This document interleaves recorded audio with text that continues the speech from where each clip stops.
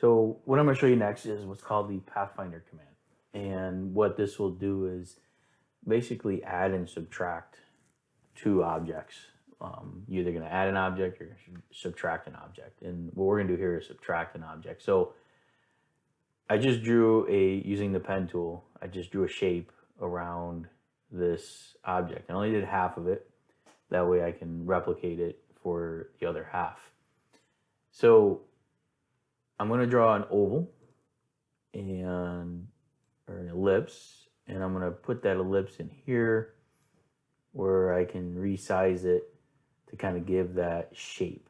Okay, now the order of this also matters. Is I drew that on top of this other shape. Now one of the things that you'll notice on this lower shape, the first shape I drew has an opacity of 50% or lower, so I could see the guitar image behind it.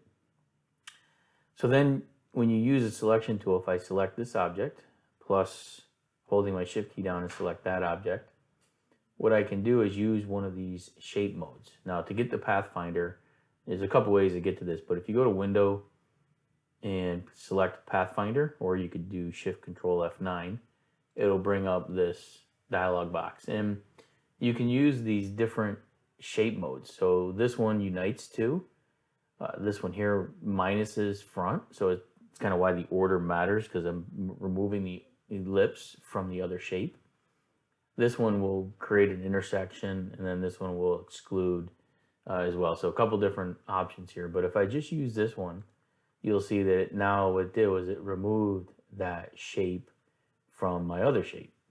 And maybe that's not quite exactly what I wanted because the spacing wasn't quite right. So what I can do here is let's just deselect that and let's raise this up.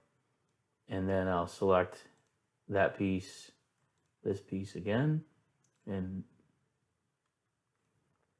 there you can see, again, it has that. Now I can also, if I pick on this path, let's see what kind of results. Let's zoom in. I can pick this anchor, and then from that anchor, I could come in here and I can adjust this curvature, either this one, or I could sit there and adjust this one. Okay, so again, getting it to look the way you want. Now I can do the same thing if I want to cut this out. So I'm going to use a rectangle in this case, or a rounded rectangle. And I'm just going to place that rectangle there. And then we can use this tool to move it, and then this tool to rotate it. So if I rotate it up there, slide it in there, I can pick this outer one here, and I can use this to remove that. So now I've got that shape. And then I can replicate that over here. So if I want to remove this, again, I could use maybe the ellipse tool, and we'll come in here with a circle. Oops.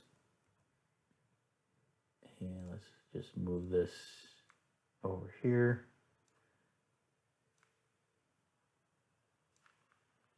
And we can rotate that a little bit, like so. Stretch it out.